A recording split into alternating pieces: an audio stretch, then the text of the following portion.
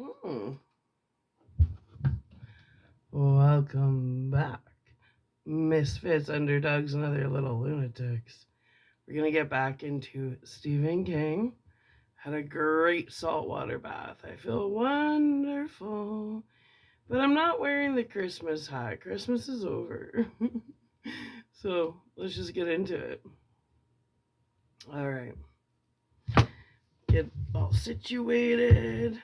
Hope everybody had a wonderful Christmas. All right, let's get into it. All right. The river was better than 100 yards across at that point in 1960. I've been back to look at it since then and found it had narrowed up quite a bit during the years between. They're always fooling with the river, trying to make it work better for the mills, and they've put in so many dams that it's pretty well tamed. But in those days, there were only 3 dams on the whole length of the river as it ran across New Hampshire and half of Maine. The castle was still almost free back then, and every third spring it would overflow its banks and cover Route 136 in either Harlow or Danvers Junction or both. Now, at the end of the driest summer western Maine had seen since the Depression, it was still broad. From where we stood on the Castle Rock side, the bulking forests on the Harlow side looked like a different country altogether. The pines and spruces over there were bluish in the heat hazed of the afternoon. The rails went across the water 50 feet up, supported by an underpinning of tarred wooden support posts and crisscrossing beams. The water was so shallow you could look down and see the tops of the cement plugs which had been planted 10 feet deep in the riverbed to hold up the trestle. The trestle itself was pretty chintzy. The rails ran over a long, narrow wooden platform of 6x4s. There was a 4-inch gap between each pair of these beams where you could look at all the way down into the water. On the sides, there was no more than 18 inches between the rail and the edges of the trestle. If a train came, it was maybe enough room to avoid getting plastered. But the wind generated by highballing freight would surely sweep you off to fall to a certain death against the rocks just below the surface of the shallow running water. Looking at the trestle, we all felt fear start to crawl around in our bellies, and mixing uneasy with the fear was the excitement of a boss dare, a really big one, something you could brag on for weeks after you got home, if you got home. That queer light was creeping back into Teddy's eyes, and I thought he wasn't seeing the GS and WM train trestle at all, but a long sandy beach, 1,000 LSTs aground in the foaming waves, 10,000 GIs charging up the sand, combat boots digging. There were leaping rolls of barbed wire, tossing grenades at pillboxes, overrunning machine gun nests. We were standing beside the tracks, where the cinders sloped away towards the river's cut, the place where the embankment stood and the trestle began. Looking down, I could see where the slope started to get steep. The cinders gave way to scraggly, tough-looking bushes and slabs of gray rocks. Further down, there were a few stunted firs which exposed roots writhing their way out of fissures in the plates of rock. They seemed to be looking down at their own miserable reflections in the running water. At this point, the Castle River actually looked fairly clean. At Castle Rock, it was just entering Maine's textile mill belt. But there were no fish jumping out there, although the river was clear enough to see bottom. You had to go another 10 miles upstream and towards New Hampshire before you could see any fish in the castle. There were no fish, and along the edges of the river you could see dirty collars of foam around some of the rocks. The foam was the color of old ivory. The river's smell was not particularly pleasant either. It smelled like a laundry hamper full of mildewy towels. Ooh, that's a bad smell. Dragonflies stitched at the surface of the water and laid their eggs with impunity.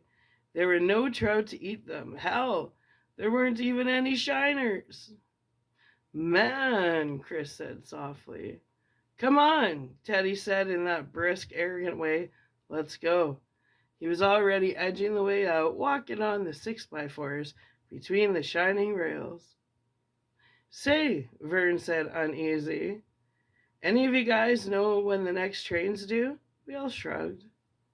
I said there's the Route 136 bridge.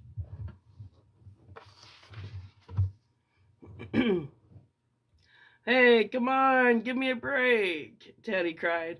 That means walking 5 miles down the river on this side and then 5 miles back up on the other side. It'll take us until dark. If we use the trestle, we can get to the same place in 10 minutes. But if a train comes, there's nowhere to go, Vern said. He wasn't looking at Teddy. He was looking down at the fast, blind river. Fuck there isn't, Teddy said indignantly. He swung over to the edge and held one of the wooden supports between the rails.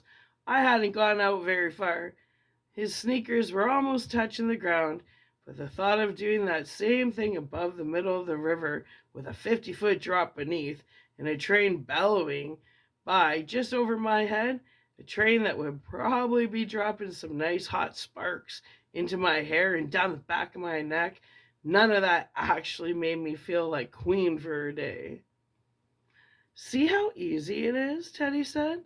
He dropped to the embankment, dusted his hands, and climbed back up beside us. You telling me you're going to hang on that way if it's a 200-car freight? Chris asked. Just sort of hang there by your hands for 5 or 10 minutes? You chicken? Teddy shouted. No, just asking what you'd do, Chris said, grinning. Peace, man. Go ahead if you want to, Teddy brayed. Who gives a fuck? I'll wait for you. I'll take a nap. One train already went by, I said reluctantly, and there probably isn't any more than one. 2 trains a day that go through Harlow. Look at this. I kicked the weeds growing up through the railroad ties with one sneaker. There were no weeds growing between the tracks, which ran between Castle Rock and Newiston. There, see? Teddy triumphant.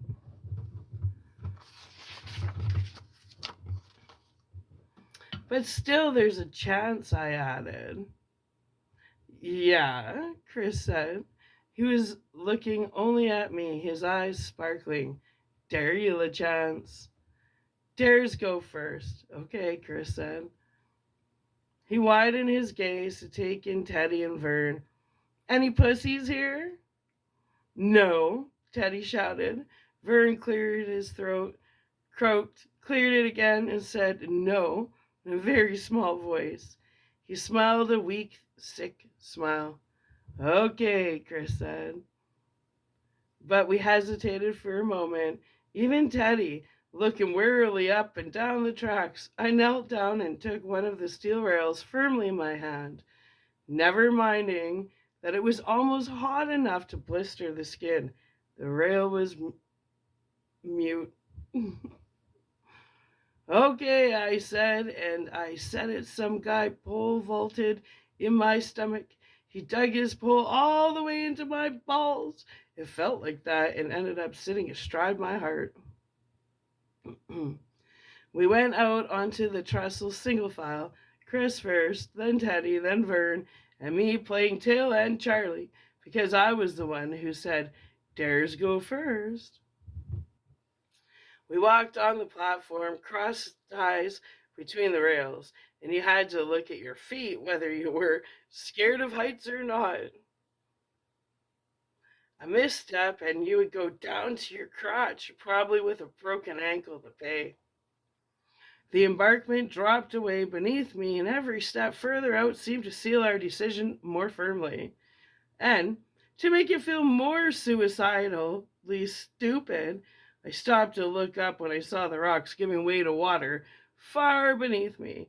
Chris and Teddy were a long way ahead, almost out over the middle, and Vern was tottering slowly along behind them, peering studiously down at his feet.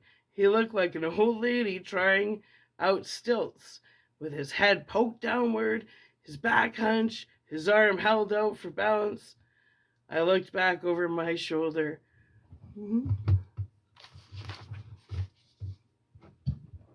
Too far, man. I had to keep going now, and not only because a train might come. If I went back, I'd be a pussy for life. So I got walking again, after looking down at the endless series of cross ties for a while, with a glimpse of running water between each pair. I started to feel dizzy and disoriented. Each time I brought my foot down, part of my brain assured me it was going to plunge through into space, even though I could see it was not. I became acutely aware of all the noises inside me and outside of me, like some crazy orchestra running up to play. The steady thump of my heart, the blood beat in my ears, like a drum being played with brushes, the creak of sinews, like the strings of a violin that has been tuned radically upward, the steady hiss of the river, the hot hum of a locust digging into tight bark, the monotonous cry of chickadee, and somewhere far away a barking dog. Chopper, maybe. I was just thinking that. The mildewy smell of the Castle River was strong in my nose. The long muscles in my thighs were trembling. I kept thinking how much safer it would be, probably faster as well, if I just got down on my hands and knees and scuttered along the way. But I wouldn't do that. None of us would. If the Saturday matinee movies Down to the Gem had taught us anything, it was that only losers crawl. It was one of the central tenets of the gospel according to Hollywood. Good guys walk firmly upright. And if your sinews are creaking like overtime violin strings because of the adrenaline rush going on in your body, and if the long muscles in your thighs are trembling for the same reason, why, so be it. I had to stop in the middle of the trestle and look up at the sky for a while. The dizzy feelings have been getting worse. I saw phantom cross ties. They seemed to float right in front of my nose. Then they faded out and I began to feel okay again. I looked ahead and saw I had almost caught up with Vern, who was slow poking along worse than ever. Chris and Teddy were almost all the way across. And although I've since written 7 books about people who can do such exotic things as read minds and prognosticate the future, that was when I had my first and last psychic flash. I'm sure that was it. I'm sure that's what it was. How else to explain it? I squatted and made a fist around the rail on my left. It thrummed in my hand. It was thrumming so hard that it was like gripping a bundle of deadly metallic snakes. You've heard it said, his bowels returned to water. I know what that phrase means, exactly what it means. It may be the most accurate cliche ever coined. I've been scared since, badly scared, but I've never been as scared as I was in that moment, holding that hot live rail. It seemed that for a moment all my works below throat level just went limp and lay there in an internal faint. A thin stream of urine ran listlessly down the inside of my thigh. My mouth opened. I didn't open it. It opened by itself, the jaw dropping like a trap door from which the hinge pins had suddenly been removed. My tongue was plastered suffocatingly against the roof of my mouth. All my muscles were locked. That was the worst. My works went limp, but my muscles were in a kind of dreadful lockable, and I couldn't move at all. It was only for a moment, but in the subjective time stream, it seemed forever. All sensory input became intensified, as if some power surge had occurred in the electrical flow of my brain, cranking everything up from 110 volts to 22. I could hear a plane passing in the sky somewhere near and had time to wish I was on it, just sitting in a window seat with a Coke in my one hand and gazing idly down at the shining line of a river whose name I did not know. I could see every little splinter and gouge in the tarred crosstie I was squatting on, and out of the corner of my eye, I could see the rail itself with my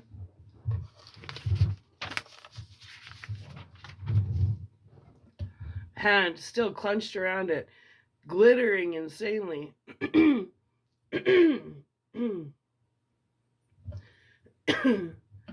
The vibration from that rail sank so deeply into my hand that when I looked it away, it still vibrated, the nerve endings kicking each other over and over again, tingling the way a hand or foot tingles when it has been asleep and is starting to wake up.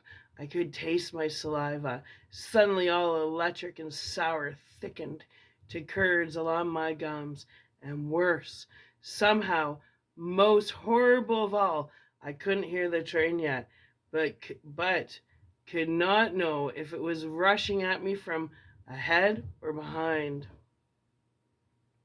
or how close it was. It was invincible. It was unannounced except for that shaking rail. There was only that to advertise its imminent arrival. An image of Ray Brower, dreadfully mangled and thrown into a ditch, somewhere like a ripped open laundry bag, reeled before my eyes. We would join him, or at least Vern and I would, or at least I would. We had invited ourselves to our own funerals. The last thought broke the paralysis, and I shot to my feet. I probably would have looked like a jack-in-the-box to anyone watching, but to myself, I felt like a boy in underwater slow motion, shooting up, not through 5 feet of air, but rather up through 500 feet of water, moving slowly, moving with a dreadful languidness as the water parted grudgingly. But at last I did break the surface. I screamed, "Train!" The last of the paralysis fell from me and I began to run. Vern's head jerked back over his shoulder. The surprise that distorted his face was almost comically exaggerated, written as large as the letters as in a Dick and Jane primer. He saw me break into my clumsy, shambling run, dancing from one horrible high cross tie to the next, and knew I wasn't joking. He began to run himself. Far ahead, I could see Chris stepping off the ties and onto the solid safe embankment, and I hated him with a sudden bright green hate, and juicy, as bitter as the sap in an April leaf. He was safe. The fucker was safe. I watched him drop to his knees and grab a rail.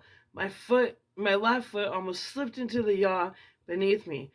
I flailed with my arms, my eyes as hot as ball bearings, and some runaway piece of machinery got my balance and ran on. Now I was right behind Vern. We were past the halfway point, and for the first time, I heard the train. It was coming from behind us, coming from the Castle Rock side of the river. It was a low rumbling noise that began to rise slightly and sort into itself into the diesel thrum of the engine and the higher, more sinister sound of the big grooved wheels turning heavily on the rails. "Ah, shit!" Vern screamed. "Run, you pussy!" I yelled and thumped him on the back. "I can't! I'll fall! Run faster!" "Ah, shit!" But he ran faster, a shambling scarecrow with a bare, sunburnt back, the color of his shirt swinging and tangling below his butt. I could see the sweat standing out on his peeling shoulder, blades standing out in perfect little beads. I could see the fine down on the nape of his neck, his muscles clenched and loosened, clenched and loosened, clenched and loosened. His spine stood out in a series of knobs, each knob casting its own crescent-shaped shadow. I could see that these knobs grew closer together as they approached his neck. He was still holding his bedroll, and I was still holding mine. Vern's feet thudded on the cross ties. He almost missed one, lunged forward with his arms out, and I whacked him on the back again to keep him going. "Gordy, I can't! Ah, shit! Run faster, dickface!" I bellowed, and was I enjoying this? Yeah, in some peculiar, self-destructive way that I have experienced since only when completely and utterly drunk.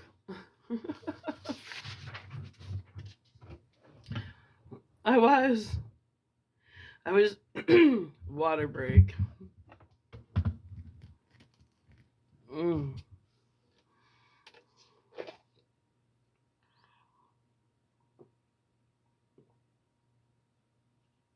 Yeah.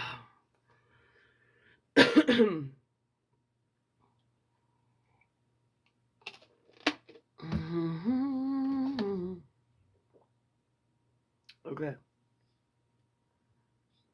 There. Okay. I was driving Veritasio like a drover getting a particularly fine cow to market. And maybe he was enjoying his home fear in the same way, bawling like that same cow, hollering and sweating, his rib cage rising and falling like the bellows of a blacksmith on a speed trip, clumsily keeping his footing, lurching ahead. The train was very loud now, its engines deepening to a steady rumble. Its whistle sounded as it crossed the junction point where we had paused to check cinders at the rail flag. I finally got my hellhound, like it or not. I kept waiting for the trestle to start shaking under my feet. When that happened, it would be right behind us. "Go faster, Vern, faster!" "Oh God, Gordy! Oh God, Gordy! Oh God! Ah, shit!"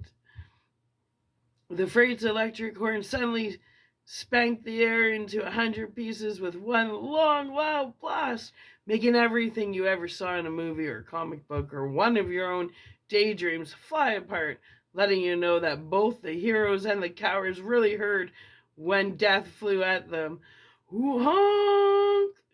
Honk! And then Chris was below us and to the right, and Teddy was behind us, his glasses flashing back arcs of sunlight, and they were both mouthing a single word, and the word was "jump!" But the train had sucked all the blood out of the word, leaving only its shape in their mouths. The trestle began to shake as the train charged across it. We jumped. Vern landed full length in the dust and the cinders, and I landed right beside him, almost on top of him. I never did see that train, nor do I know if its engine saw us. When I mentioned the possibility that he hadn't seen us to Chris a couple years later, he said, "They don't blow the horn like that, just..."